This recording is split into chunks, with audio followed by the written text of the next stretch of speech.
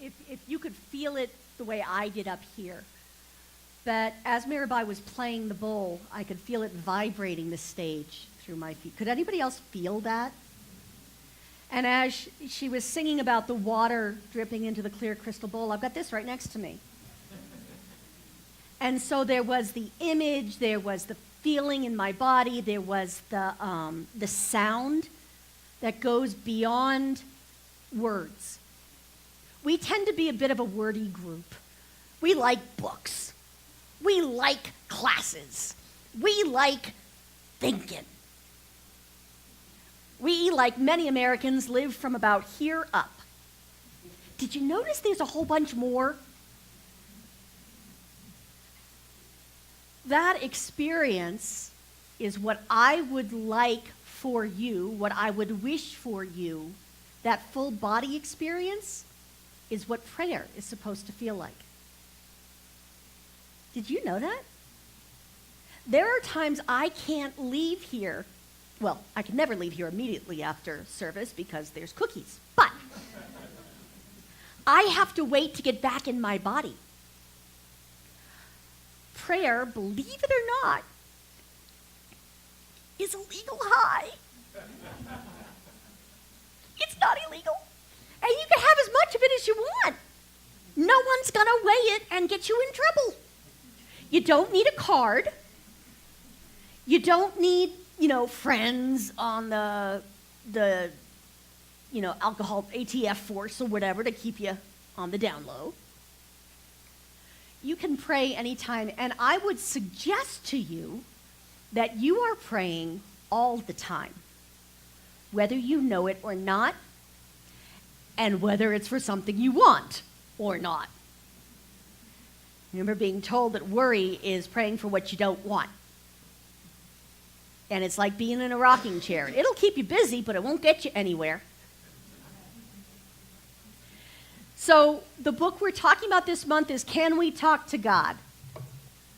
Ta-da! And the chapter is from the section on effective prayer. I don't know about you, but when I'm doing something, I would prefer it be effective. It'd be a good use of my time. Then I wake up the next day and think, why did I waste a whole day doing that? I don't feel rested. I don't feel any better. There was no ice cream involved. If I'm going to be doing something, I want it to have a positive effect on my life. And so I love the name of this, the title of this chapter is Practical Suggestions. Practical suggestions as part of effective prayer, which is talking to the divine, which, by the way, is already inside you and already heard everything you're going to say anyway, so you may as well say it. The word practical, according to dictionary.com, is an adjective. In the first definition is of or relating to practice or action. I love that. Not only does it mean effective, not only does it mean everyday usableness. Okay, you can use it every day and it's useful. It means there's a verb flavor to it. There's an activity that you're doing. Practicing and practical are related words. So we have a way of praying that is sometimes seen as highfalutin and difficult, and nobody understands what it is, and how do you do that? I'm here to tell you, if it seems really complicated, I've done a really bad job teaching it to you. So, once again, just in case I need the reminder, which I apparently do, because I got to 2:30 this morning and thought, I don't know what I'm going to say today, and never once went to prayer. We pray from a place of being one with the divine. So when I was taught to pray, when I was a kid, I went to Catholic school, and we memorized an awful lot of prayers. Anyone else get to do that? And it's really good if you just want to kind of turn off your brain and say the prayers over and over again. It was the first cure for insomnia I ever found, was doing the rosary at night. And then, of course, I would try and stay awake because I felt really bad about not finishing that decade. And then somebody told me to get over myself and let the angels finish it, which was smart. That kind of chant-type prayer, the mantra prayer, has effectiveness. But if you're working on something in particular, there are other, I would suggest, more effective ways of doing things. So we have what we call the 5-step prayer treatment. It's also called spiritual mind treatment because what you're doing is treating your own mind to come more fully into the awareness of truth. That's an awful lot of words for saying, God's already here and it's all good. So step 1, this is how I want you to remember it. And thank you, Reverend Duchess Dale, for teaching it to me this way, because it makes more sense to me. Are you ready to receive? Are you ready to receive? So the first one, the fancy word for it is recognition. We recognize, like an old friend we're meeting on the street, God. Maybe, if I was to go back for my high school reunion, which I never will because we're like on 30 or something, if I were to go back there, people would call me Kathy. And I would allow them to once. Because that's who they know. They recognize me by that name. When I talk about recognition, all I have to do is remember the words God is. God, by whatever name, is whatever you believe to be true about God. So throw out some words for me. God is love, everything, peace, harmony, joy, abundance, woohoo, awareness, rock and roll, intelligence. I heard another one over here. Giving, awake, omnipresent. Okay. All of those words. Never once did I hear petty, grouchy, ignoring me. Did you notice that? When you get conscious about what you're saying, what God is, it's all good, positive words. And you know what? No matter how good you say God is, you're close, but no cigar. What Ernest Holmes wrote that I would like you to remember, it is certain that none of you receive as much benefit from your prayers or spiritual mind treatment as you might. Why? You do not permit your consciousness to range in the field of greater possibilities. If you have ever been told it's not polite to ask for too much, the founder of our philosophy is telling you, please ask for too much. I have been told, well, Reverend Kathleen, I can say all of that stuff, but it's not realistic. And I'm like, thank you, exactly. Please don't be realistic. You're asking too small. There is a divine being with all the power of the universe, and it wants to give to the world through you.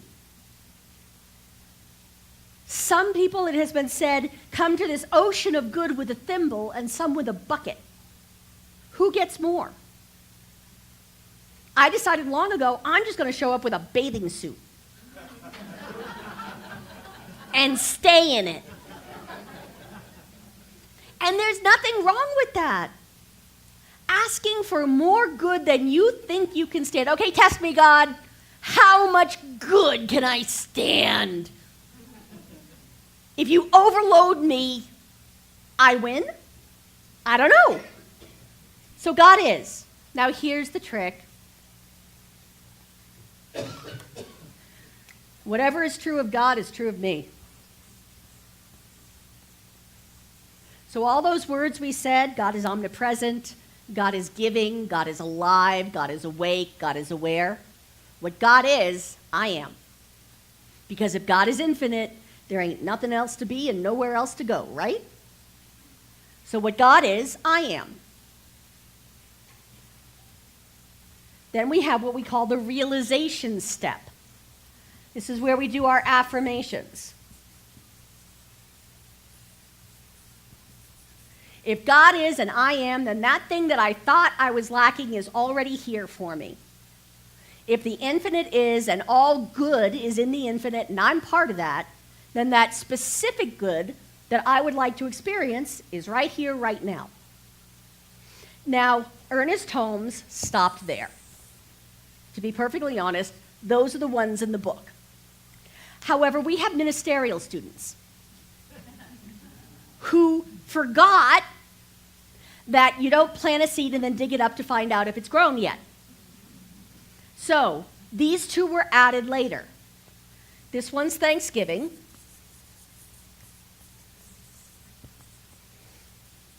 Which, unlike Christmas, does not come just once a year, although that's coming too. And you know, we do a potluck here. It's a lot of fun. Thanksgiving is, I am grateful that God is. And I'm grateful that I'm part of that. It's not, I'm grateful that something outside of me finally likes me enough to grant me this one little teeny tiny wish that I'm going to make. It's kind of like you've got Michelangelo ready to work with you, and you ask him to paint your bathroom. If you have access to that kind of talent and power, you're going to have a heck of a bathroom too. And finally, this is the one that most of us have trouble with. We release it. Because what we know is that the divine law of attraction, what we call the divine law of cause and effect, has already taken it, is already saying, yes, we put out the call for that good, and all we're doing is changing what's in our own minds about it so that we can see it already exists. Bada bing, bada boom. Any questions? Okay. Nowhere in here is there blaming. And by the way, God, you know, the reason I didn't get that apartment is because you gave it to so-and-so.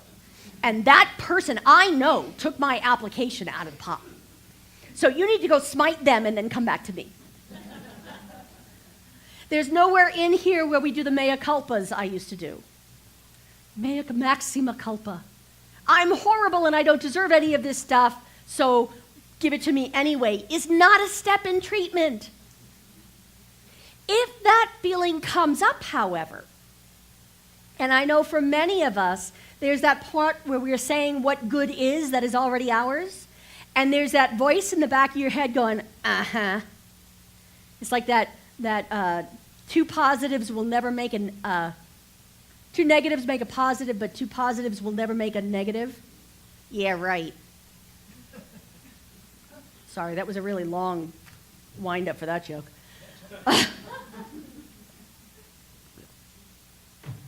I don't know about you, but this is where I get the yeah buts. This is where I get the yeah buts. Yeah, of course I can pay my rent. Of course, all of the abundance in the world is available to me except what I need for lunch today. All of the motive power of the universe is mine. The divine absolutely loves me, and yeah, so I'm going to run out of gas on the way home. It's all good.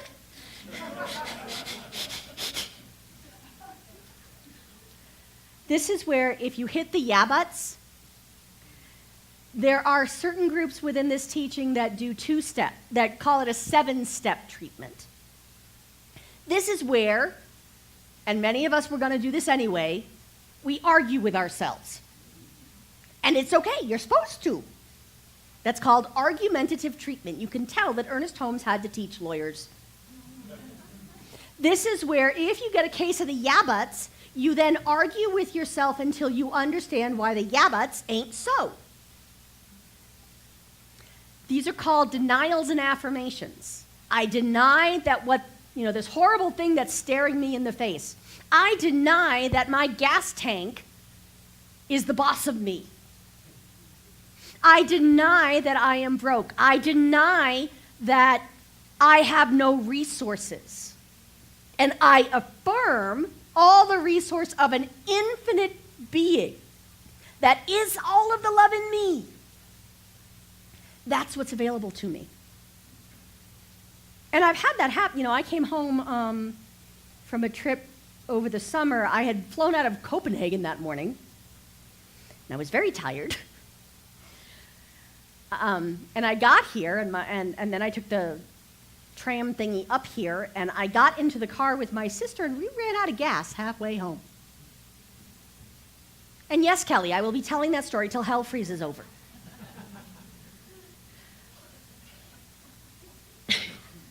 Because I can.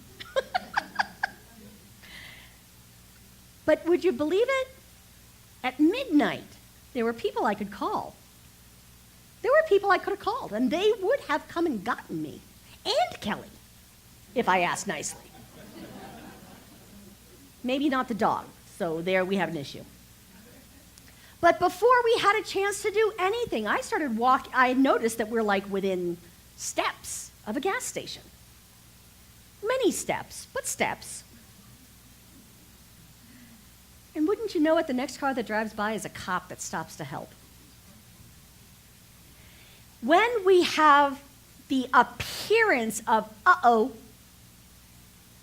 if we will say, yes, it looks like this, and I deny that this is the truth of me, then we get to move on to the affirmation. I am completely supported. I have a moment to stop and think, you know, there was a time in my life there was nobody to call. There was nobody I could call. When the gas that I had run out of was in the heating tank in my little, completely cold apartment in Vermont in January, there was no one to call. However, I found spiritual psychology. I found a version of this teaching that led me to this teaching eventually, that taught me how to see beyond appearances. Okay, so that's the basics. And what I will remind you is, yes, those are the 5 steps of treatment, and Jesus never used them, and he did okay. I am willing to bet that none of the apostles ever heard of this either. Neither did Buddha, neither did Muhammad. And again, they all did okay. So this is more of like a recipe, the recipe that you throw out when you got the hang of something. This is what we call the technique. What I'm going to talk about now is called the fire.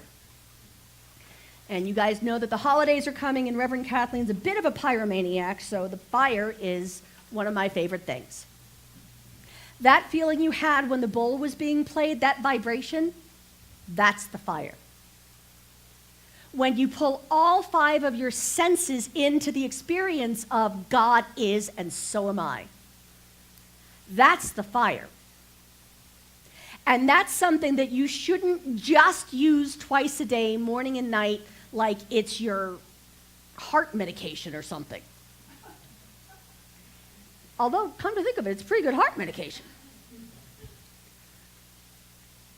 I like being able to throw my own spin on stuff. And that's kind of a religious science thing to do. So you need to throw your own spin on how that works for you. One of the practical suggestions that I got from another minister whose name is John Scott, he's got the Center for Spiritual Living in Jamaica. You know they have some fun musicians, right? He's a doll. He talked about, was it him or was it David? There was a minister who came from someplace that is not here, and he told me, you do the affirmation. This is what is. I affirm my good. Then do it in the past tense. My good showed up for me. And wasn't it wonderful when? If you can't get into that pretend, either get your little children, go borrow somebody's little kids. Ask first. And ask them to teach you how to play pretend. You're pretending that it's already so, and then you're pretending like it already happened, so that even in your body, you get this feeling of course it's going to happen because it already did. I talked last week about noise-canceling headphones. So sometimes I don't believe me, which with some of my beliefs is a good idea. But sometimes my own voice telling me an affirmation over and over again isn't enough. Who here spends more than, say, 15 minutes a day in a car? Did you know that you can listen to spiritual stuff in the car? Instead of listening to how the world's falling apart, or that music that affirms that, something about your booty or something like that. I haven't listened to it in a while, so if music is doing it for you, great. Just make sure that the words say something good. For me, I have fallen in love. I'm in love, guys. Oh, this man. I gotta tell you, smart's the new sexy. Unfortunately, he's a Franciscan priest. His name is Richard Rohr, and I've been listening to him all week. But I listen to him talk about those types of thinking that I want to become normal for me. And so I go through all of these wonderful people. You can listen to Ernest Holmes in your car. Did you know that? There are recordings of him. He had a radio show, and briefly he had a TV show. Yes, they had TV show back then, kids. You can listen to that in your car so that it acts as a spiritual noise-canceling headphone. Here's another one that I love. This is awesome. This is one of my favorites. I go into Fry's, and because I need to feel prosperous, I bought grapes. And I bought half and half. And I bought French vanilla stuff to go in coffee. Why? Because only people with money buy food, right? And it's healthy food. And it's caffeinated. I got that idea from Edwene Gaines, who was trying to work on her prosperity consciousness and was told, go into the food store. I don't know which one it was back then, where she was. It was probably Piggly Wiggly. Yes, that's a real store. And she bought olives with almonds in them because she figured that's what rich people eat. And then she spent some time playing pretend with a friend at her friend's pool, with her friend's wine. Lowering the inhibitions sometimes helps. And they pretended they were in Mexico City until they actually were in Mexico City. She actually got there. There's more to the story. But for me this morning, it was about going into the store and being like, I can afford to do what a rich person does, which is give. And then I went over to my favorite little altar, which is really just a fun place for me. And I went and I stood in front of it, and I bought lottery tickets. Because the number is so big now, it doesn't fit on the screen. And while I spent most of the night thinking, I don't know what I would do with $1.6 billion, I didn't know what I would do with a pulpit once upon a time either. You really think you hired me knowing what I was doing? I had some great ideas. I was very educated. I was mostly wrong. And that's okay. I am willing to go pretend to and do those things that make me feel rich, which in my world include tithing. And to practice noticing all the good things. I'm rich in friends. Today alone, 2 people came with greetings from my colleagues, one of whom is all the way in Castle Rock, Colorado. I'm rich in friends. Right now, it might seem like we have a small crowd here, but we're also being videoed. Well, I'm also being videoed. And we actually have the rest of the congregation on the internet. They're invisible to us right now, but they exist. It may not be this space-time that they are watching, but in a month or two, somebody will join us in this moment and be lifted up. Not just by my words, but by the energy of everybody here. To me, that's richness. Prayer is also that I started writing this talk 10 days ago because I figured, it's going to be a busy week. And last night until 2 a.m., I sat there thinking, I don't have a talk.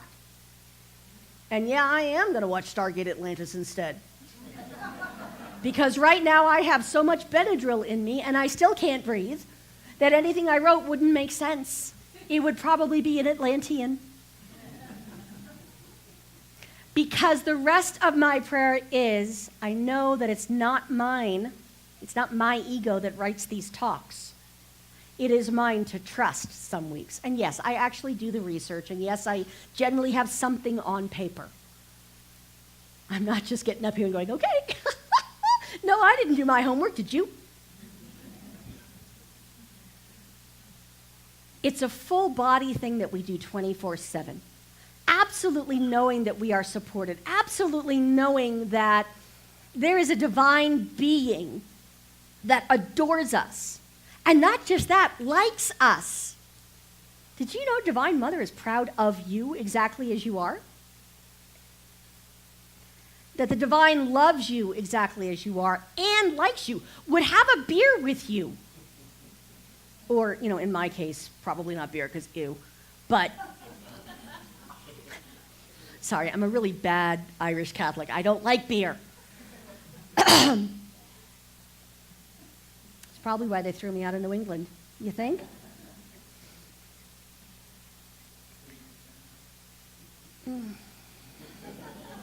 The only place for Sam Adams is in corned beef. Okay, and back to, sorry, what were we talking about? Oh yeah, prayer. Let's do some.